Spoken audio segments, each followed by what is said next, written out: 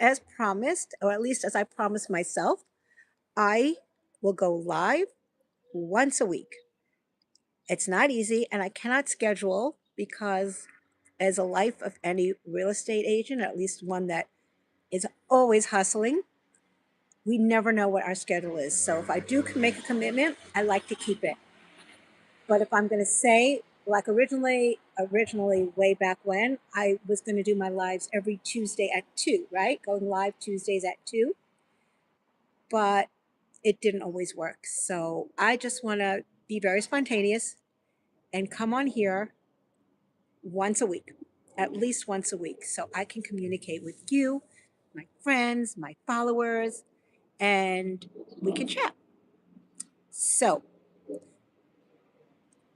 I, okay, I don't know if anyone's on here, and I'm not even sure if I'm filming, but okay. Okay. So what I wanted to hop on here and talk about, as I mentioned to you many times, I have a mastermind with real estate brokers from all over the country every single morning from 7 to 9. And it's really a safe space and a great opportunity to bounce off ideas from other agents, and like I said, what they're doing in other markets. And what we spoke about this morning was the importance of brokerage versus the brand of the brokerage brand versus agent brand. So I want to hop on here and kind of bounce around with you. When you're looking for a broker, do you care who the brokerage is, or are you just concerned about the actual agent? Does that make a difference? Does it make a difference if the agent you hire to help you purchase a home, or whether it's to sell your home? Does that make a difference what brokerage that agent is associated with? So kind of the pulse of the room this morning was, it's the brand is the agent. The agent is the brand, irregardless of what brokers they hang their license with. So I kind of differ with that. My feelings is that a brokerage lends, it gives a brand, it gives professionalism. It also gives the backing that they're a brand. They back the agent. They give a lot to support the agent. What do I mean? Besides the name, they also make sure the agent is on top, knowing all the rules, regulations. They offer courses and coaching. Some brokerages offer AI support. But for me personally, the most important is the brand. And I have many people in my neck of the woods who will associate and want to do business with me because of my brokerage. My brokerage is national, and there's about 7,000 agents in the Northeast alone. It also helps that my brokerage has offices in all the major cities across the US. So if I'm in another city, or if I want to do business in another city with real estate, I always have agents that I can interface with. But it is important because when hiring someone, you want to know who's backing them, who, what type of a brand, where are they coming from? And I associate with a luxury brand. Now, while it is true that an agent who produces, an agent who can come and show their value, maybe their brokerage isn't that important. So on the other hand, an agent who's associated with an amazing broker, a luxury brokerage or whatnot, if they're not producing, what type of an agent are they? Meaning, my brokerage doesn't give me any leads. I can't rely on my brokerage for anything. The leads are produced by me. But my brokerage is my backup, and that's where I park my license. And those are the people that can give me whatever I need to help my brand. And they give me support, and they're connected with agents, like I said, across the country, which many brokerages are. But I do believe that a brokerage that has a name that's established, our brokerage is over 100 years old. So we have very deep roots, especially here in New York City. And I think it lends credibility first and foremost. It did for me and many deals. I also interface a lot with churches, with attorneys. And when they see on my signature that I am associated with a deep rooted brand, a luxury brand, it gives me credibility. Whereas if I was associated with a mom and pop brand, no matter how great of an agent I am, I might not get those doors, the same doors open. But again, I can't underscore enough.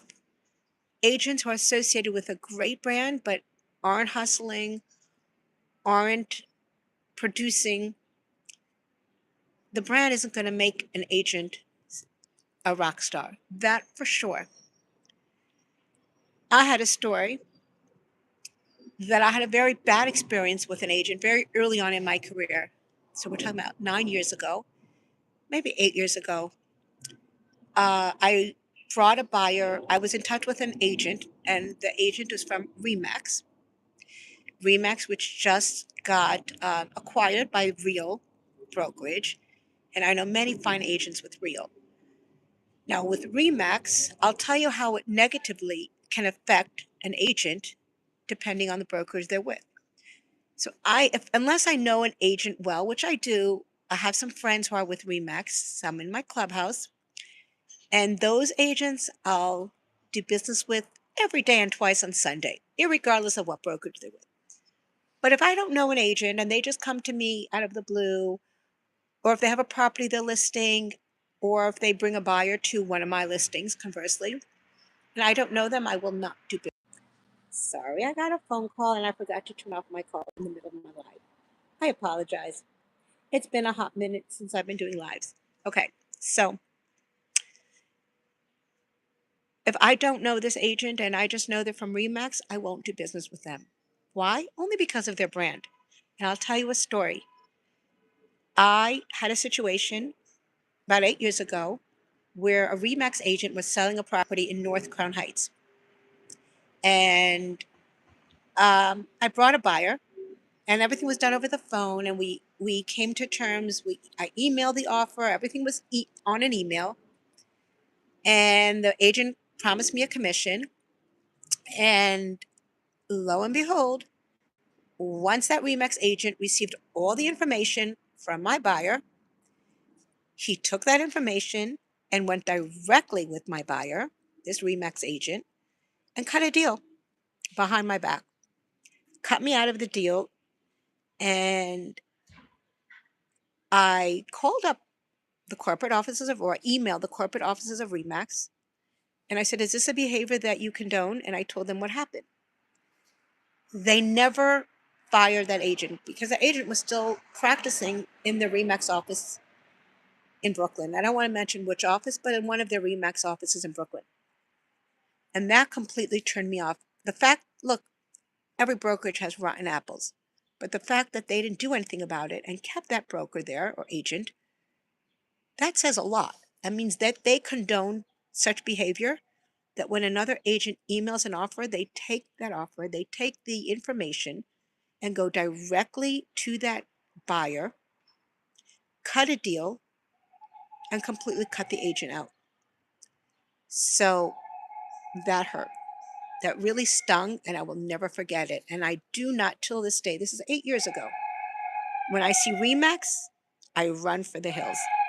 Like I said, if they can condone that behavior, it's not like they got rid of that agent. They didn't. So they condone that practice, that way of not playing nice in the sandbox. Listen, as real estate agents, there's a lot of backstabbing. So it's very important to have strong ties and connections with other brokers and other agents in the neighborhood. We all buy and sell in the same neighborhood.